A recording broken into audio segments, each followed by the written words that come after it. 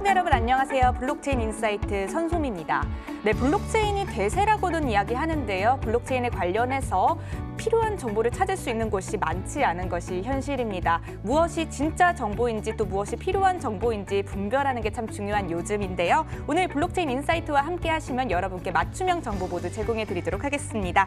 오늘은 1분 코인 생존 토크 실무자 회의와 또 2부의 프론티어 인터뷰로 함께 진행이 됩니다. 코인 생존 토크 실무자 회의에서는 코인 시장 최전방 전문가들과 함께 시장의 핫 이슈를 함께 살펴볼 예정입니다. 보다 심층적으로 파헤쳐보는 시간 가져보도록 할게요. 또 이어지는 프론티어 인터뷰에서는요. 비트베리의 장성훈 대표님 모시고 이야기 나눠보겠습니다. 네, 블록체인의 모든 것을 담아낸 블록체인 인사이트 오늘의 첫 번째 코너 코인 생존 토크 실무자 회의로 찾아오겠습니다.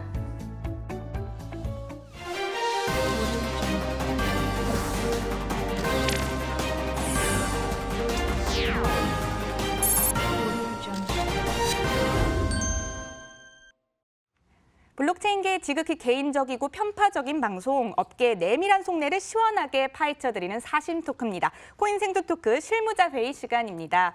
네, 오늘도 치열한 코인판 선봉에서 가장 또 치열하게 일하고 계신 이분들 소개해드리도록 할게요. 두리안 블록체인 센터의 박재준 센터장, 그리고 비트소닉의 신진욱 대표, 그리고 오늘을 위해서 또 특별히 함께해 주신 분 계십니다. 법무법인 광화의 박주연 변호사, 이 세 분과 함께 이야기 나눠보도록 하겠습니다. 세 분 안녕하세요. 네, 안녕하세요. 안녕하세요. 반갑습니다. 네, 자 이제 블록체인이 4차 산업혁명의 핵심 기술로 떠오르면서 우리 정부는 블록체인 육성 정책을 강하게 펼쳐온 게 사실입니다. 그런데 이와는 달리 광풍이라고 불렸던 암호화폐에 대해서는 적절한 규제나 또 대응책을 내놓지 않았던 게 지금까지의 상황인데요.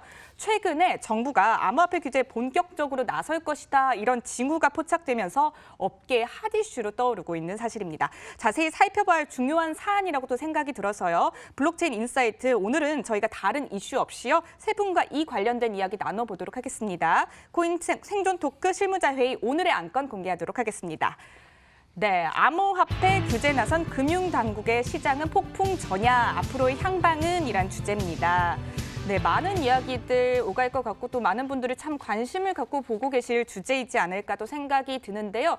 최근에 이 이야기 왜 나오게 됐는지 개요에 대해서 좀 간략하게 먼저 정리를 하고 넘어가면 좋을 것 같습니다. 관련해서 네, 센터장님, 박재준 센터장님께서 한번 이야기 먼저 해주시면 좋을 것 같네요. 네네.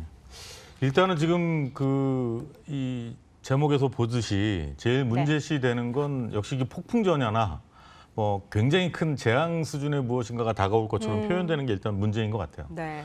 그러니까 기사들을 보시면 이제 첫 번째 발단이 된 건 A 거래소의 이 입금 계좌이죠. 네. 이제 벌집 계좌라고 소위 부르는 건데 이제 이 계좌가 단순히 벌집 계좌라는 이유만으로 이제 정지됐다. 그래서 그 일방적인 통보를 받고 이제 정지하게 됐다라는 공지사항이 떴었는데 네. 이 또한 아직 100% 확인된 사실은 아니에요. 이제 정지된 건 맞는데 이제 이와 관계돼 있는 기업은행이나 관련된 기관에서는 그런 사실을 통보한 적도 없고 강요한 적도 없다. 네. 이제 이런 상태이거든요. 근데 이거에 대한 사실 확인은 좀 더 두고 봐야 되는 상황이고 두 번째는 그거에 이어서 이제 2개 거래소 정도가 또 다시 통보를 받고 네. 이제 어떤 거래소는 정지 절차에 밟기도 이제 정지 정찰 들어갔고 이제 가처분 통해서 아직 이제 서비스에 전혀 문제가 없게끔 하고 있는 곳도 있습니다. 근데 이제 이런 상황에서 이제 가장 이제 시청자분들께서나 이제 이 사건이 도대체 무슨 상황이냐라고 했을 때는 네. 아직은 입금 계좌에 대한 문제 지적이지 전체 서비스의 정지나 거래 자체를 못하게 하는 상황은 아니라는 점인 거죠. 그렇다 그러면 폭풍 전야나 굉장히 큰 문제가 당장 도래할 것으로 표현되는 건 좀 문제가 있다. 네. 그리고 이제 앞으로 이제 이 변호사님께서 또 설명을 해주실 수 있을 것 같은데 이 단순 벌집 계좌라는 이유만으로 이 입금 계좌를 정지한다거나 아니면 뭔가 회수하는 절차를 강제적으로 한다는 것 자체에도 좀 문제가 있죠. 그래서 지금 오늘 이 안건이 되는 것의 개요라고 한다면 네. 아직 그 시장 이 투자자분들이 체험하기에는 굉장히 일부분, 그러니까 극히 이제 어떤 한 부분에 대한 문제인데 전체 문제로 번져가고 있는 이 상황, 네. 이거에 대해서 우리 이제 블록체인 인사이트에서 좀 더 짚고 넘어가면 좋지 않을까 이렇게 생각이 됩니다. 네, 알겠습니다. 네, 아무래도 지금 많은 거래소들이 또 지금 좀 힘든 상황이지 않을까, 어떤 상황으로 나아가야 할까 참 집중을 해서 또 지켜봐야 할 상황인 것 같은데요. 관련해서요. 그럼 금융당국의 지금 모습이 기존에 발의가 됐던 일명 특금법이라고 하죠. 이 개정안을 앞세워서 암호화폐 규제 본격적으로 나섰다 이런 게 아닌가 또 이런 시각들이 많이 보여지고 있습니다. 그간 잠잠했던 정부가 이렇게 급진적인 모습을 보이는 배경 어떻게 또 볼 수 있을지 이 부분에 대해서는 박주연 변호사님께서 이야기를 해주시면 좋을 것 같아요. 네네네. 지금 현재 폭풍 전야라고 이렇게 지금 언론에서 나왔는데 사실 아직까지는 네. 그 특검법이 작년 3월에 발의가 되었고 아직 통과가 안 되었습니다. 아직 통과가 안 되었고 이번에 본회의에서도 제가 지난주에 열렸던 제1소위 기록을 확인을 해봤는데요. 네. 제1소위가 이제 금융과 국가보훈처 소관 회의입니다. 그걸 네. 통과해야 비로소 이제 본회의에서 이제 법안으로 확정이 되는 것인데 아직 제1소위에서 이 특검법에 대한 내용은 전혀 논의가 안 됐어요. 그래서 발의도 안 됐고 발의는 작년 2018년 3월에 됐고요. 네. 그리고 통과는 아직 되지도 않았어요. 예, 그게 지금 제 생각에는 오보인 것 같습니다. 예.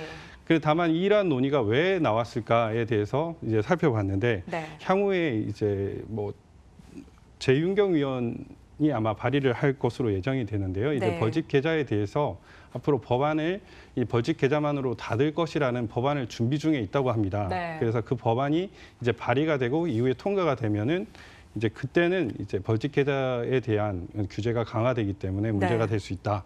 그래서 아직까지는 발의가 되지 않은 상황에서 네. 폭풍 전야라는 표현은 조금 업계를 너무 긴장시키는 그런 다소 어찌 보면 오보가 아닌가 그런 생각이 좀 염려스럽게 진단을 할 수 있습니다. 네. 일단 아직 특검법이 통과도 안 된 상황이다. 이건 팩트인 거죠.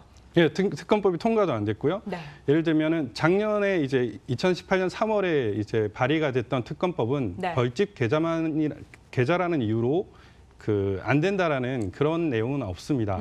다만 이제 금융기관의 거래소에 대한 어떤 신고 의무나 관리 감독 의무가 좀 강화돼 있다. 네. 이렇게 볼 수 있고요.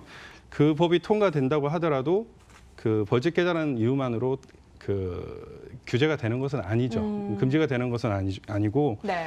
그리고 앞으로 만약에 발의가 된다고 하면 거기에 대해서는 또 시간이 걸리겠죠.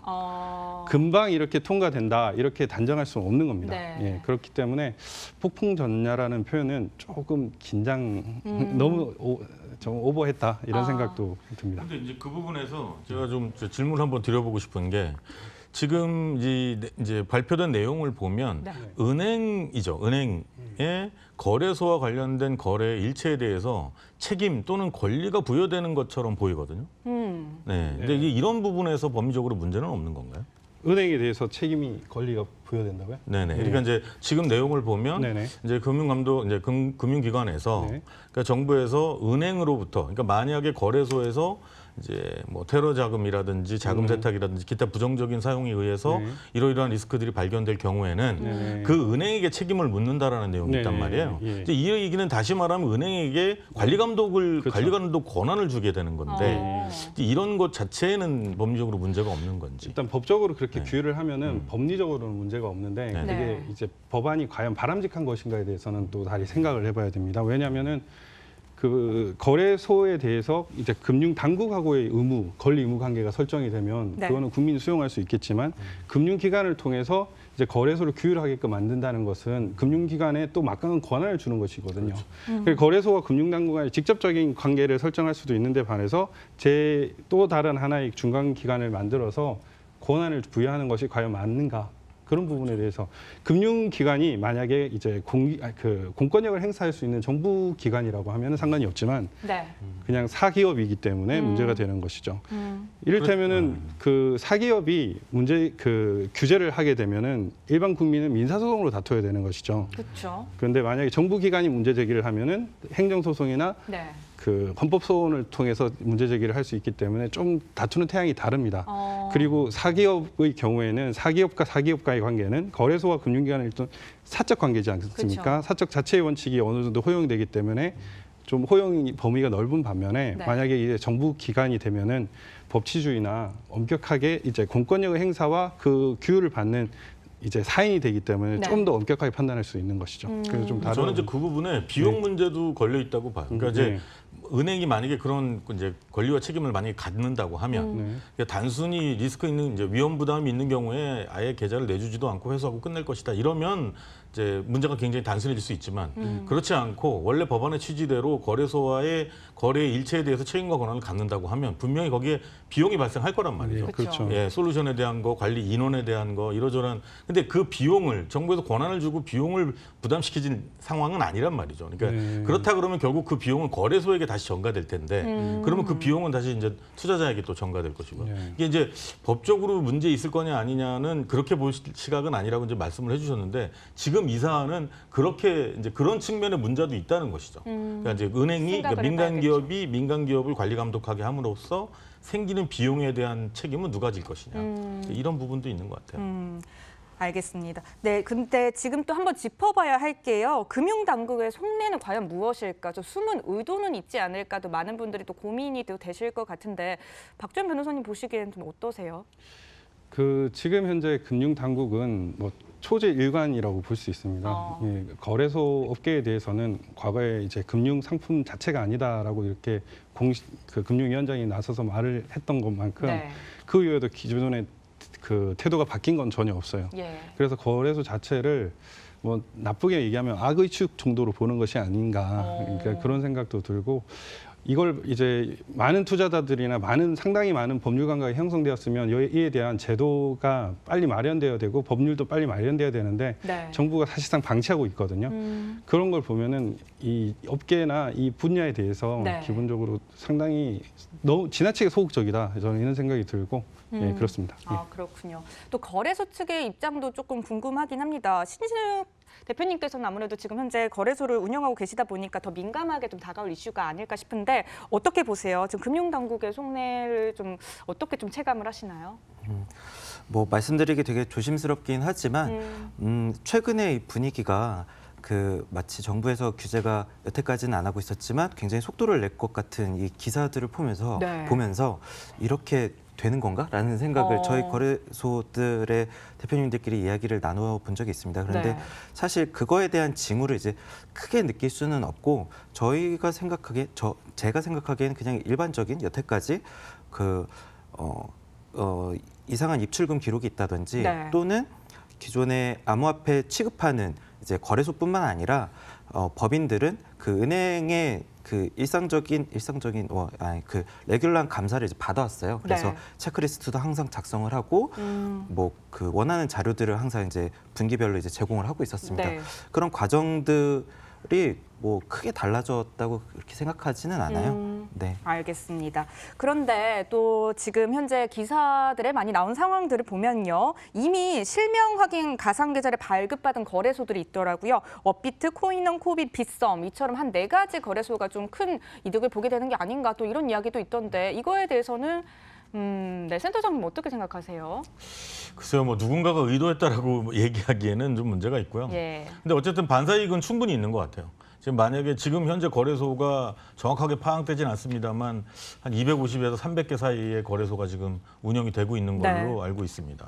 근데 이 정도 거래소에 만약에 이런 조치가 그러니까 지금 아직 법안 아까 설명해 주신 것처럼 법안 발의조차 아직 되지 않은 상태이기 때문에 어떻게 될지는 아직 모릅니다만 만약에 지금 이루어지고 있는 것만큼 속도가 나서 벌집 계좌만으로도 이렇게 된다 그러면 네. 이 200개가 넘는 거래소의 모든 트래픽이 4개 거래소로 집중될 이런 효과는 분명히 있겠죠. 어딘가에는 입출금을 할 수 있어야 될 테니까. 그쵸. 네네.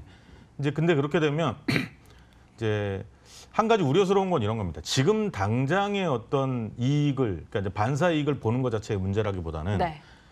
트래픽이 다시 소수, 그러니까 2개, 3개, 4개 정도의 거래소에 트래픽이 몰리게 되면 사실 이 트래픽 때문에 거래를 하기에 굉장히 용이해지는 상황이 벌어집니다. 그러면 이제 이 4개 거래소 중심으로 가는 것이 아니냐라는 오해를 받을 수밖에 없는 거죠. 충분히 그런 이게 나중에 상황이고. 풀어진다고 해서 다시 그 투자자들이 그쪽으로 가기는 쉽지 않습니다. 네. 그러니까 이런 부분에 문제가 있죠. 그래서 법적으로 보자면 어떤 부분이 문제가 있는지는 모르겠습니다만은 저는 이제 뭐 그쪽 부분을 설명드리기는 좀 문제가 있고 무리가 있고. 근데 일본의 사례처럼 이제 처음에 뭐 지금 일본 같은 경우는 신고제로 바뀌긴 했습니다만 네. 이제 2년 전 정도죠. 그때부터 해서 15개 거래소에 허가제를 운영했단 말이죠. 그래서 그 허가제에 이제 스펙이 돼서 이러이러한 요건을 갖추면 정부에서 허가를 내주고 거래소를 운영할 수 있게끔 해줬단 말이죠. 네. 그러니까 지금도 그런 가이드라인이 있는 상태에서 자 앞으로 벌집 계좌 이러이러한 부분 안 되고 또 그다음에 뭐 정보보호 인증 받을 거 있으면 받고 그 외에 자율규제위원회에서 내놓은 것처럼 여러 가지 항목들에 대해서 준비를 하고 네. 그거에 대한 유예 기간은 몇 개월 주겠다. 이제 이런 가이드라인이 나오고 이런 조치들이 취해진다면 분명히 이건 시장 정화 작용도 있을 것이고 투자자에 대한 신뢰도 올라갈 거라고 저는 생각이 돼요. 근데 지금은 이제 만약에 지금 벌집 계좌만으로 이런 게 단속이 되고 그 단속되는 경우도 어떤 이상 징후가 있거나 자금 세탁이나 이런 문제 소지가 발견됐을 시라는 네. 전제가 붙어요. 그러면 앞으로는 이걸 바꿔서 해석하자면 누구나 거래소를 하고 법인 계좌로 일단 벌집 계좌로 거래소 서비스를 할 수 있게끔 열어주는 거나 다름없습니다. 가이드라인이 없이 문제가 생길 경우에만 우리가 단속하겠다라고 하면 너도 나도 지금 거래소는 아주 작은 돈으로도 일단 오픈은 할 수 있는 상황이에요. 그렇죠. 예, 인터넷에 보면 그런 스팸 메일들이 굉장히 많이 돌아다닙니다. 네. 그러니까 이런 부분은 미연에 이제 사전에 방지하려면 좀 다른 식의 접근이 필요한 거죠. 다른 식의 접근이 필요하다라고 얘기해 주셨는데 이 부분도 한번 짚고 넘어가야 될 것 같네요. 형평성에는 문제가 없을까요? 법적으로 볼 때는 어떤가요? 변호사님 어떻게 보세요? 네. 일단 기본적으로 저는 4개 거래소에 실명 계좌를 네. 4개 거래소에만 실명 계좌를 열어준 것에 문제가 있다고 생각을 합니다. 왜냐하면은 사실 그 4개 거래소가 실명 계좌를 열 이유가 과연 있는가 여기에 대해서 한번 생각을 해봐야 되는데요. 지금 공통된 업계의 그 평에 따르면은 네. 결국 4개 거래소는 먼저 실명 계좌를 받았기 때문에 열었다는 것밖에 없거든요. 그렇죠. 그 다른 건전한 거래소들도 많은데 그 건전한 거래소의 경우에는 자기들이 실명 계좌를 받으려고 수많은 노력을 했음에도 불구하고 못 네. 받게 되는 거죠. 이거는 실질적으로 이제 금융기관이 업계를 차별하고 있는 거거든요. 만약에 이 금융기관이 공권력 행사의 주체였다고 하면은 평등권 위반으로 이제 뭐 헌법 소원이나 이렇게 해가지고 문제가 네. 충분히 될 수 있는 사안이라고 저는 보이고요.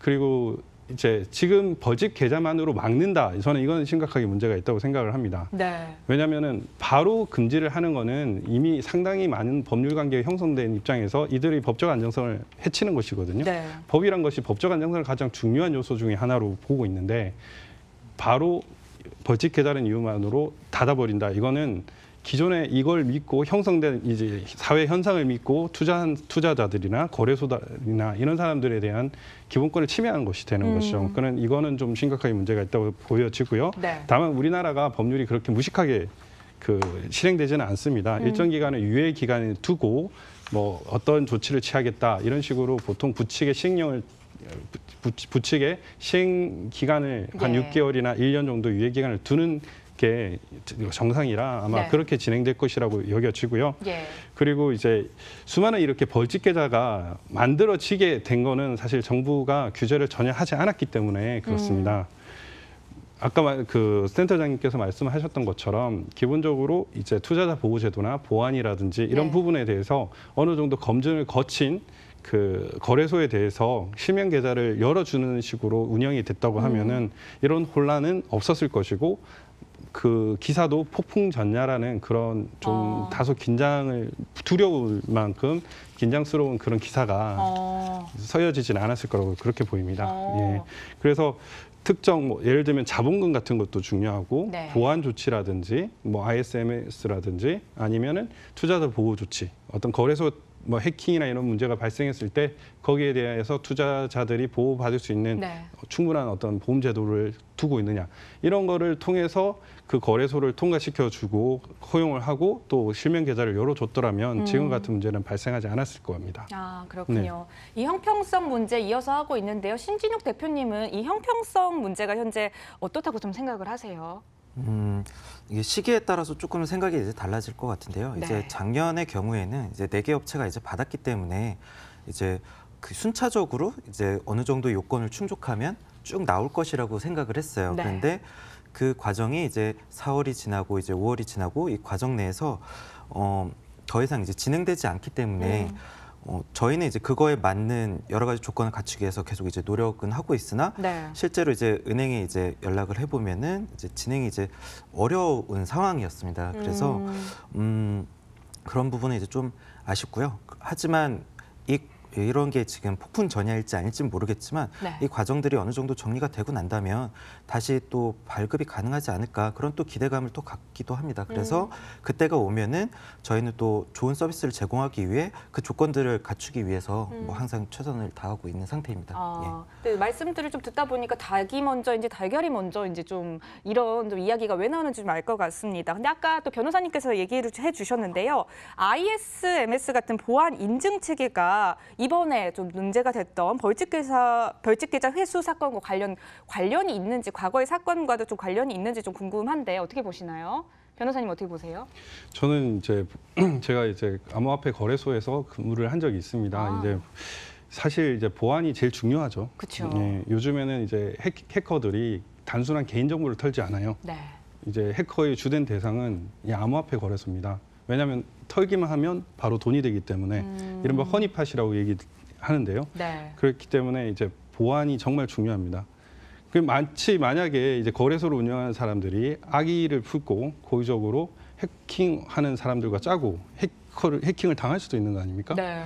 그런 부분도 충분히 이제 예상할 수 있기 때문에 네. 보안은 정말 중요하다고 생각이 들어요. 예. 근데 이제 정보보호 인증은 지금 말씀하신 대로 이제 그런 보안적인 측면도 있고 이제 정보보호 인증의 핵심은 정보를 어떻게 다룰 것이냐에 대한 체계에 대한 인증이에요. 그러니까 그 솔루션을 갖고 있느냐 안 갖고 있느냐에 대한 문제가 아니라 어떤 뭐 사용자 개인 정보이든 또 거래 기록이든 어떤 기타 여타의 그 서비스가 이루어지면서 생겨난 정보들에 대해서 네. 어떤 식으로 누가 관리자고 그 정보를 접한 사람은 어떤 관리 체계 하에서 어디까지 오픈할 수 있고 누구와 협의할 수 있다. 이런 것들 이제 예를 들자면 그런 거죠. 예. 그러니까 이런 체계에 대한 인증이기 때문에 이제 그 한국 블록체인 협회에서 자율규제위원회에서 내놨던 것 중에 하나도 이런 이제 정보보호 인증은 기본적인 스펙인 거죠. 네. 그러니까 이것 때문에 되고 안 되고의 문제는 아닌 거죠, 그죠? 예, 그렇죠. 예, 네. 실제로 이제 벌집 계좌 여부뿐만이 아니라 이제 ISMS라든지 다양한 요건들을 그 거래소에 이제 실명 계좌를 열어주는 요건으로 예. 할 필요는 있는 것이죠.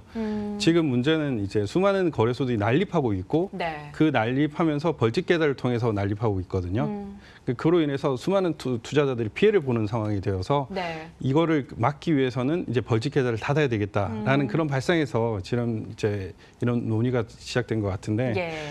이제 실명 계좌를 열어주는 과정에서 그 요건을 좀 강화하면서 그 특정 요건을 충족하면은 된다 이런 입장으로 좀 바꾸면은 좀 거래소 업계가 다시 활기를 찾지 않을까 저는 그렇게 생각하고 있습니다. 네, 방금 말씀해주신 것처럼, 네, 또 이제 일부에서는 또 긍정적으로 보는 시각도 사실 있긴 합니다. 좀 난입하고 있는 이런 이제 거래소들을 조금 정리를 할 수 있지 않을까 또 이런 얘기가 있는데요. 긍정적인 전망은 또 어떻게 보세요? 특근법 관련해서요, 변호사님께서는? 지금 현재 보면은 이제 사실 문제가 되는 거래소들이 상당히 많습니다. 엄청난 투자자들이 네. 그 피해를 보고 있거든요. 그래서 그걸 보면은 거래소 자체가 자본금이 1,000만 원인 경우, 아무런 보호 장치가 없는 경우, 심지어는 그 입금 주체도 상당히 달라지는 경우 너무 많아요. 근데 수많은 사람들이 이제 이 법을 잘 모르다 보니까 그 거래소의 행포에 그냥 무작정 당하고 있거든요. 네. 그러다 보면 청와대 신문고라든지 뭐 검경이라든지 이렇게 고소 고발을 하고 문제 제기를 함으로써 문제가 되는데 네. 이제 만약에 이제 이 특검법이 어느 정도 이제 정착이 되어서 일정 정도의 그 유예 기간을 두고요. 네. 그렇게 되면은 지금 난립하고 있고 또 상당히 많은 피해자들이 많은 상황에서 이제 이걸 한번 정리할 수 있는 그런 계기가 되지 않을까. 그리고 나서는 다시 블록체인 생태계가 처음에 그 기대감처럼 다시 부흥할 수 있는 그 제2의 도약기가 될 수 있지 않을까 이런 생각도 해봅니다. 네, 알겠습니다. 이제 거래소를 운영하고 계신 신진욱 대표님께서는요, 이번 일과 관련해서 앞으로 좀 어떤 향방을 또 보이실 것인지 이것도 좀 궁금하네요. 어떻게 준비 중이신가요? 지금 우리나라의 거래소가 이제 뭐 200여 개 이상 있다고는 하지만 네. 실제로 그렇게 많은 거래소가 있는지 체감하지는 못하고 있습니다. 그런데 그렇죠. 그렇다는 얘기는 어딘가 음지에서 그 거래소들이 이제 활동을 하고 있지 않나 하는 그런 불안감이 있어요. 그래서 예. 저희는 지금 이런 기사를 통해서 오히려 더 이슈가 되고 네. 더 문제가 될 수 있을지 조심스럽게 이제 보고는 있습니다만 일단 저희가 이제 준비를 이제 많이 했고 네. 그 과정 내에서 저희가 이제 유저들한테 최대한 이제 피해가 없는 그리고 절대 피해가 없는 상황으로 이제 최대한 이제 노력을 하고 있고 네. 이 과정 내에서 이제 정리될 곳들이 이제 정리가 된다면 변호사님이 말씀하신 것처럼 더 좋은 그리고 사람들한테 신뢰받을 수 있는 환경이 될 수 있지 않나 그런 기회가 될 수 있지 않나라고 생각합니다. 네. 관련해서 또 센터장님께서는 앞으로 향방 또 어떻게 보시나요? 일단은 뭐 지금 이 법안이 발의가 될지 안 될지 또 발의가 된다면 어떤 방향으로 이 시행령이 될지는 이제 그 실제 벌어졌을 때 이제 봐야 되겠지만 일단은 긍정적인 부분은 분명히 있습니다. 왜냐하면 지금 200개가 넘는 거래소라는 건 아까 지금 이제 신 대표님 얘기하신 것처럼 법에서 또는 정부기관에서 어떤 관리 감독이 안 되고 있다 보니까 거래소가 새로 생겨서 그 음지나 또는 잘 모르는 사람들에게 우리 코인이 우리 이제 뭐 거래소 코인이든 아니면 자기 이제 협의가 된 코인이든 어떤 코인이든 간에 잘 모르는 사람들을 이용해서 그러니까 이제 지난 시간에도 네. 우리가 다뤘지만 금전적인 판단을 어렵게 하는 어떤 방법을 통해서 이익을 갈취하는 이런 거래소들이 없어져야 되거든요.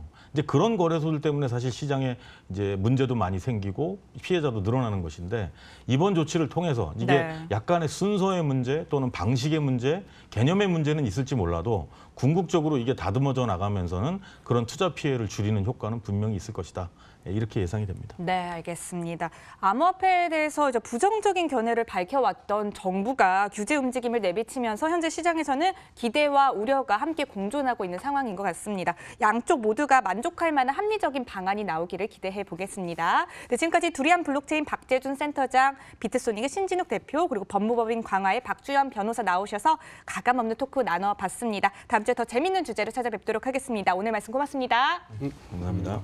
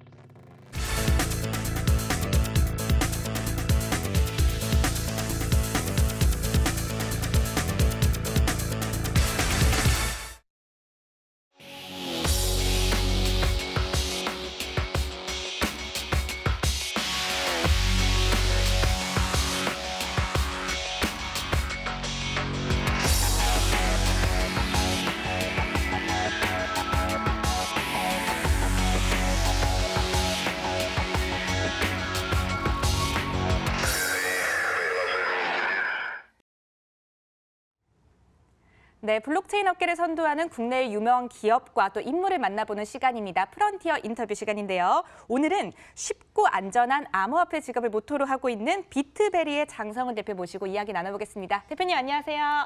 안녕하세요. 반갑습니다. 자, 오늘 이제 시청자분들 처음 뵙는 거니까 간략하게 인사 좀 부탁드립니다. 네, 안녕하세요. 저는 루트원의 대표 장성훈이고요. 현재 루트원은 비트베리라는 쉽고 안전한 지갑 서비스를 제공하고 있고요. 루트원이라는 회사는 현재 업비트라는 거래소를 운영하고 있는 두나무의 자회사로 소속되어 있습니다.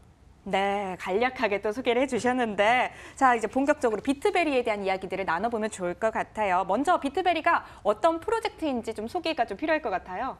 네, 비트베리 같은 경우에는 기존의 지갑과는 좀 다르게 네. 누구나 쉽고 안전하게 쓸 수 있는 지갑을 이제 모토로 개발을 했고요.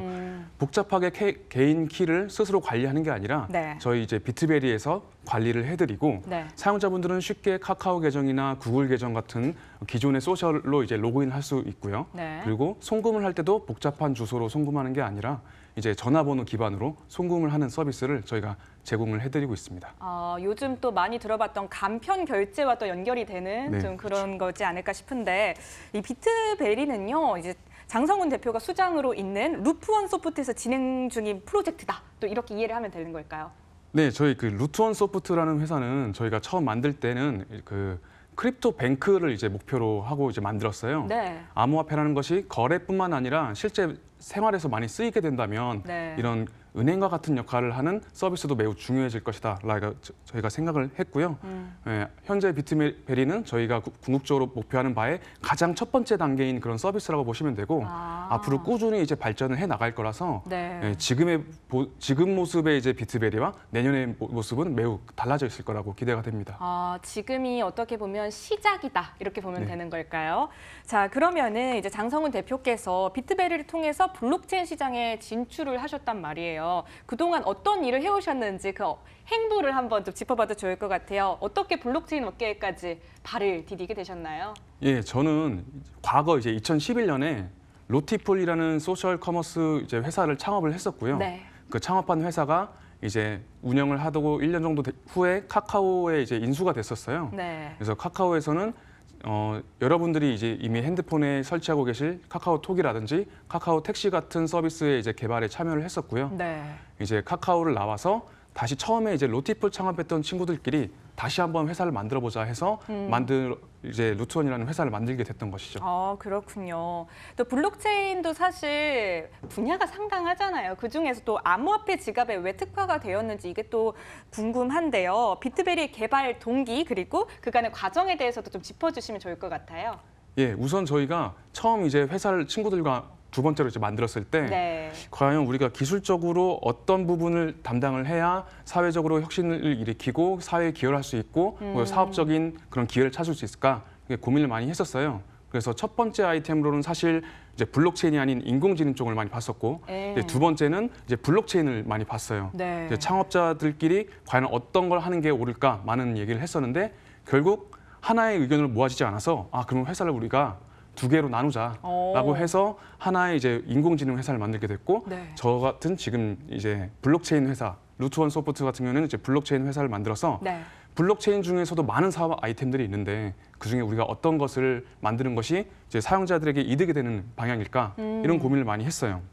저희가 2017년 말에 이런 고민을 시작했었는데 사실 2017년 말에는 이미 업비트라는 이미 훌륭한 거래소가 나와 있었기 때문에 네. 저희가 또 거래소 사업에 뛰어들어서 그냥 경쟁을 한다는 게 사실 사용자들 입장에서는 뭐가 그렇게 좋을까라는 생각을 했었고 저희는 거래소가 아닌 그 다음에는 과연 암호화폐 시장에서 블록체인 시장에서는 어떤 서비스가 중요해질까라고 생각했을 때 네. 결국에는 암호화폐가 실생활에 쓰이고 그러기 위해서는 지갑 네. 서비스가 매우 중요하다라고 생각을 해서 저희는 지갑 서비스를 선택하게 됐습니다. 어떻게 보면 사회적인 기여, 공익적인 목적에 참 관심을 많이 갖고 계신 게 아닌가 싶은데요. 저 같은 실사용자들은 그러면은 비트베리를 어떻게 이용을 할 수 있는지 이것도 되게 궁금해요. 플로펜 내에서 어떻게 구현이 되고 또 실사용자들이 어떤 방식으로 비트베리를 또 이용할 수 있을까요? 네, 만약에 여러분들이 기존의 지갑을 사용했다고 이제 상상을 해보시면 서비스를 가입하는 게 아니라 이제 복잡한 키를 이제 제공을 받고 그 네. 키를 어딘가에 적어놓거나 아니면 여러 가지 영어 단어로 된 니모닉을 적어놓고 이제 사용을 하는 그 그쵸. 불편함이 많이 있었는데요. 네.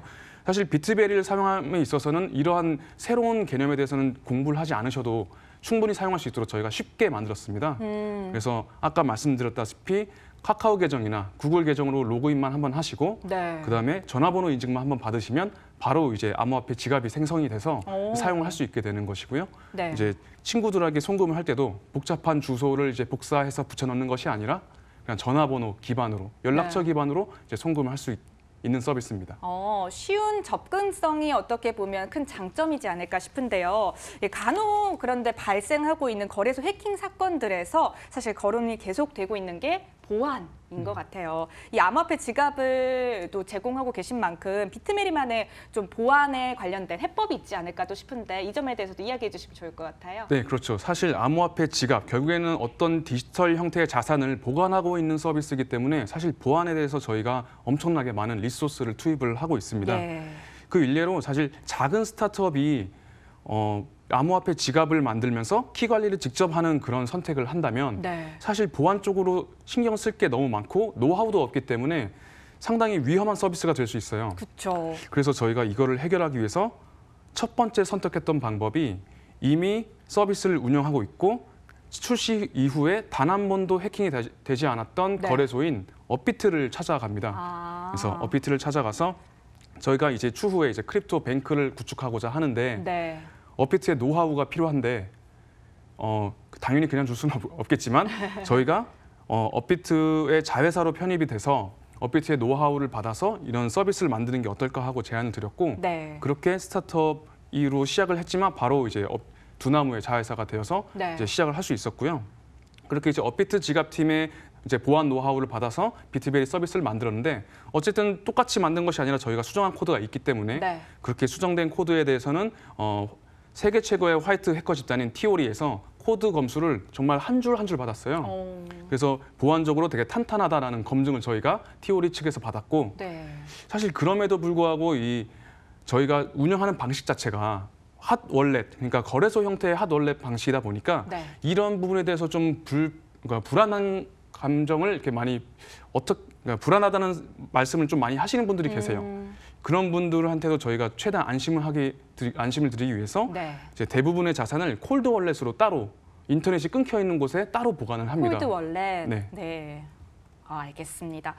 자, 올해의 키워드가 암호화폐 시장에서 올해의 키워드가 송금과 결제다 이런 이야기를 또 들어본 적이 있는데 암호화폐 지갑도 그와 관련해서 참 많은 곳들이 또 내놓고 있는 것 같습니다. 그런데 비트베리만의 좀 차별점 혹은 강점이 또 필요하지 않을까 싶은데요. 어떤 점에서 좀 특별한가요? 네, 비트베리가 사실 써보신 분들은 아시겠지만 기존의 지갑과는 매우 다른 형태를 가지고 있어요. 네. 매우 차별화된 포인트가 바로 키 관리를 사용자들에게 넘기는 것이 아니라 직접 키 관리를 한다는 것이죠. 이를 통해서 사용성을 이제 극대화할 수 있었던 게 하나가 있고요. 네. 그리고 저희는 내부 이제 자산 같은 경우에 옮겨지는 그 거래 내역을 느린 온체인에 기록하는 것이 아니라 네. 오프체인 방식으로 저희가 제공을 해드리고 있어요. 이 말이 사용자에게 어떤 의미가 있냐면 예. 비트베리 회원간 송금 같은 경우에는 실시간으로 되고요. 이게 네. 온체인으로 하면 거의 한 10분에서 뭐 30분 이렇게 기다려야 되는데 그렇게 기다리지 않고 정말 1, 2초 만에 바로 송금이 가능하고 네. 또 온체인에 기록을 하게 되면 이제 가스비라든지 하는 그런 수수료가 매번 발생하게 되는데 네. 이제 비트베리를 사용하고 비트베리 내에 있는 회원들이나 서비스 간의 이제 전송 같은 경우에는 이제 가스비가 전혀 들지 않아서 수수료를 무료로 저희가 제공을 해드리고 있습니다. 어떻게 보면 빠른 송금과 또 수수료가 무료인 점이 참 접근성을 넓힐 수도 있겠다 이런 생각이 또 드네요. 그런데 이제 비트베리가 지난해 9월에 처음 출시가 됐고요. 현재까지 6개월 정도의 시간이 흘렀습니다. 블록체인 업계가 참 빨라요. 그러다 보니까 저 비트베리도 그간 참 많은 변화들이 있지 않았을까 싶은데요. 어떤 변화의 과정을 겪어 오셨고 지금 현재 비트베리는 어떤 상황에 있는지도 알고 싶어요. 네, 비트베리는 아까 말씀드렸다시피 저희가 처음 기획했던 의도가 크립토 뱅크까지 가는 것이었어요. 네. 즉 일반 사용자들이 쉽고 안전하게 자산을 보관할 수 있는 그런 서비스였는데 네. 사실 저희가 9월, 10월에 이제 출시를 했는데 그때 시장 상황은 이미 많이 되게 다운되어 있는 상태였어요. 많은 암호화폐 가격의 하락이 그쵸. 있었고 네. 사람들이 과연 블록체인 어디다 쓰냐 이런 얘기하면서 예. 많은 관심이 없어진 상태였거든요. 네.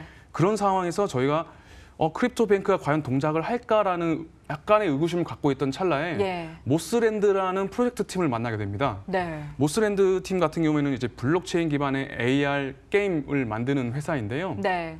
거기서 제안했던 건 이제 사람들이 쉽고 간편하게 게임을 즐길 수 있어야 되는데 네. 기존에 나와 있는 암호화폐 지갑들이 너무 어렵고 복잡하니까 게임을 즐기고자 하는 사람들이 쉽게 들어올 수 없을 것 같다.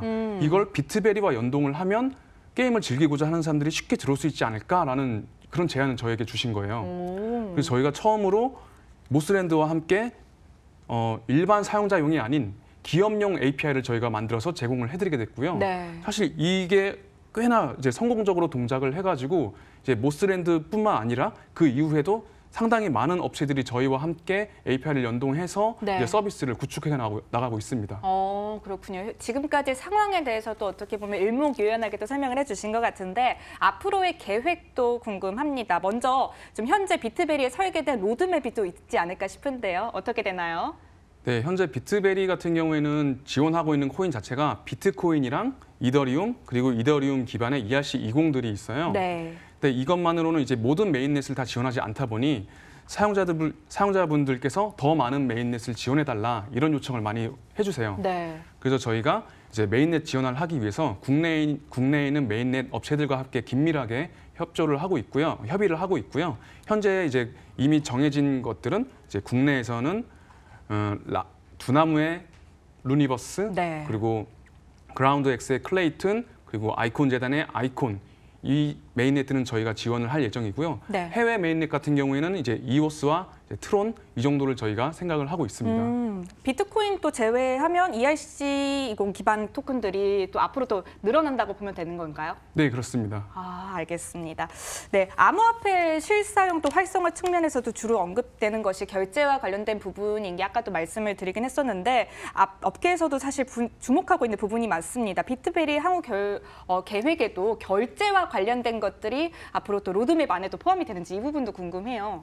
네, 물론 저희가 암호화폐 지갑이고 사용처들을 많이 늘리기 위해서 결제 쪽도 상당히 저희가 많은 시간을 쏟고 있어요. 근데 이제 결제라는 것은 종류가 되게 다양한데요. 네. 이제 암호화폐에서 암호화폐로 되는 결제가 있고 암호화폐로 시작해서 끝으로는 이제 법정화폐로 이제 전환되는 그런 결제도 있고 네. 또 온라인에서 일어나는 결제도 있고 오프라인에서 일어나는 결제도 있는데 저희가 이거 모든 것을 다 비트베리를 통해서 제공해드리면 정말 좋겠지만 저희만으로 할 수 있는 건 이제 암호화폐에서 암호화폐까지의 결제. 여기까지는 저희가 이미 비트베리 비즈니스 솔루션을 통해서 제공을 해드리고 있고 네. 그것이 아닌 이제 오프라인에서 결제가 됐을 때 원화로 바뀌어서 정산되거나 이런 것들은 저희 혼자 할 수 있는 건 아니기 때문에 이런 것이 가능한 업체들과 저희가 이제 파트너십을 통해서 이런 문제들을 이제 해결해 나가려고 하고 있습니다. 파트너십 이야기를 방금 해주셨는데요. 앞으로 지금 현재 비트베리의 파트너십은 어떤 상황인지 또 고객사들과의 관계 또 이런 것도 들어보고 싶은데 좀 얘기해 주시면 좋을 것 같아요. 네. 우선적으로 저는 이제 업비트를 운영하고 있는 두나무의 자회사다 보니까 네. 이제 업비트하고도 협업을 이제 많이 하고 있고요. 이제 거래소 연동에 대한 부분도 이제 업비트뿐만 아니라 또 다른 거래소들과도 저희가 협업을 준비를 하고 있고요. 네. 그리고 이제 비트베리 같은 경우에는 사실 자산을 보관하는 서비스니까 보안 쪽으로 많은 이제 신경을 써야 되잖아요. 그쵸. 그래서 보안 솔루션을 제공해주는 그런 업체들과 보안 업체들과도 이제 긴밀하게 이제 실제 같이 일을 하고 있고 예. 또 이제 파트너사, 특히 고객사라고 저희가 부르는 그런 파트너사들 같은 경우에는 블록체인을 이제 적용을 해서 토큰 이코노미를 적용해서 이제 서비스를 만드는 그런 회사들인데 네. 그런 회사분들에게는 이제 본인들이 제공하고자 하는 서비스에 집중을 하고 이제 블록체인과 관련된 부분, 지갑과 관련된 부분은 비트베리와 연동을 통해서 쉽게 서비스를 만들 수 있도록 저희가 지원을 해드리고 있고요. 네, 그렇군요. 사실 이거 고객들은 이게 참 궁금한 것 같아요. 비트베리를 썼을 때 앞으로 어디로까지 확장이 될 수 있나? 확장성? 네네. 이 부분도 궁금해요. 사실 그런 부분에 대해서 이제 궁금하실 텐데 비트베리만 설치해 놓고 있으면 비트베리를 통해서 암호화폐로 할 수 있는 모든 것들을 할 수 있게 하는 것이 사실 저희의 목표입니다. 그래서 여러분들이 비트베리를 통해서 암호화폐를 간편하게 구매하거나 판매하고 싶을 수도 있잖아요. 그렇기 위해서 저희가 거래소와 협의를 하고 있는 거예요. 네. 그래서 거래소 같은 경우에는 호가창이 있고 내가 이제 호가를 매도를 할지 매수를 할지 이런 거를 해야 되는데 그런 것들이 아니라 간편하게 그냥 나는 이 토큰을 지금 사야겠어. 아니면 그냥 지금 시세에 팔아야겠어. 이런 단순하게 이제 사용할 수 있는 분들을 위해서 저희는 간편 이제 구매나 간편 판매 기능을 이제 넣을 생각이고요. 아, 그리고 또 비트베리 내에서는 여러 서비스들이 이제 연동되어 가지고 비트베리 내에서도 현재는 지갑만 보이긴 하지만 네. 추후에는 연동되어 있는 서비스들을 보여주는 뎁 브라우저까지 저희가 이제 생각을 하고 있습니다. 네. 그렇게 되면 비트베리를 통해서 여러분들은 어떤 블록체인 서비스들이 세상에 나와 있는지 확인을 할 수 있고 이제 여러분들이 마음에 드는 서비스를 이용할 수 있게 되는 것이죠. 알겠습니다. 비트베리를 통한 수익 창출은 또 어떻게 되나 이 부분도 많이 궁금해하실 것 같은데요. 어떻게 수익을 낼 수 있을까요? 네, 많은 분들이 이제 물어봐 주는 것 중에 하나죠. 예. 사실 저희가 모바일 서비스를 많이 만들어 봤던 팀이기 때문에 네. 모바일 서비스 여러분들 아시겠지만 모바일 서비스에서 바로 이제 사용자들에게 과금을 하는 형태는 그렇게 뭐 많지는 않잖아요. 예를 들어 메신저를 사용하는데 메신저 쓸 때마다 여러분이 돈을 내거나 그러진 않잖아요. 똑같이 저희도 일반 사용자분들에게는 이제 돈을 받거나 할 생각은 네. 그렇게 많지는 않아요. 예. 여러분들이 비트베리 내에서 수수료를 내면서 이렇게 송금하거나 이런 경험을 최대한 안 드리려고 하고 있고 대신 이제 어쨌든 회사도 먹고는 살아야 되니까 그렇죠. 그런 이제 수익 창출 쪽은 주로 기업 쪽으로 저희가 많이 바라보고 있습니다. 그래서 네. 기업용 솔루션이라든지 그런 것들을 제공하면서 기업들을 통해서 저희가 수익을 창출하고자 합니다. 그렇군요. 근데 저희가 블록체인 인사이트잖아요. 그러다 보니까 블록체인 관련해서 한 번 더 질문을 좀 드리고 싶어요. 비트베리를 통해서 꿈꾸는 새로운 블록체인 생태계는 어떻게 보시나요? 네, 저희가 비트베리를 통해서 꿈꾸는 블록체인 생태계는 사실 실생활에 되게 밀접하게 적용되고 네. 실생활에 아주 자연스럽게 스며든 그런 생태계를 저희는 꿈꾸고 있어요. 그리고 저희가 비트베리가 하는 역할이 그런 세상이 정말 하루라도 더 빨리 올 수 있도록 하는 거라고 생각을 해요. 그게 왜 그러냐면 블록체인은 개발자 입장에서 보기에는 상당히 매력적인 기술이고 매력적인 철학을 갖고 있긴 하지만 일반 사용자들이 접근하기에는 매우 어렵고 복잡하거든요. 그래서 이 간격을 메꾸는 게 저희가 비트베리가 해야 할 일이라고 생각을 하고 있습니다. 알겠습니다. 자, 마지막으로 이제 비트베리의 최종 목표까지 좀 이야기해 주시면 좋을 것 같아요. 네. 저희가 처음에 아까 말씀드렸던 것처럼 이제 루트원 소프트가 크립토 뱅크를 이제 목표로 하고 있다. 네. 이렇게 얘기를 하고 있잖아요. 그래서 여러분들이 이제 암호화폐가 어떤 일종의 하나의 자산으로서 인식이 되는 그날이 올 텐데 네. 그렇게 됐을 때 비트베리만 기억을 하고 계시면 이런 암호화폐 관련된 자산은 비트베리에서 충분히 사용할 수도 있고 보관을 할 수도 있겠구나 이렇게 생각을 해주시면 되겠습니다. 네, 알겠습니다. 지금까지 비트베리의 장성훈 대표와 이야기 나눠봤습니다. 나와주셔서 고맙습니다. 감사합니다. 네, 블록체인 인사이드 오늘도 준비된 시간은 여기까지입니다. 블록체인에 대해서 궁금하시다면 다음 주 이 시간에도 꼭 이 시간 찾아주셔서 블록체인 인사이트 통해서 모든 정보 얻어가시길 바랍니다. 그럼 저희는 여기서 인사드릴게요. 지금까지 시청해주신 여러분 고맙습니다.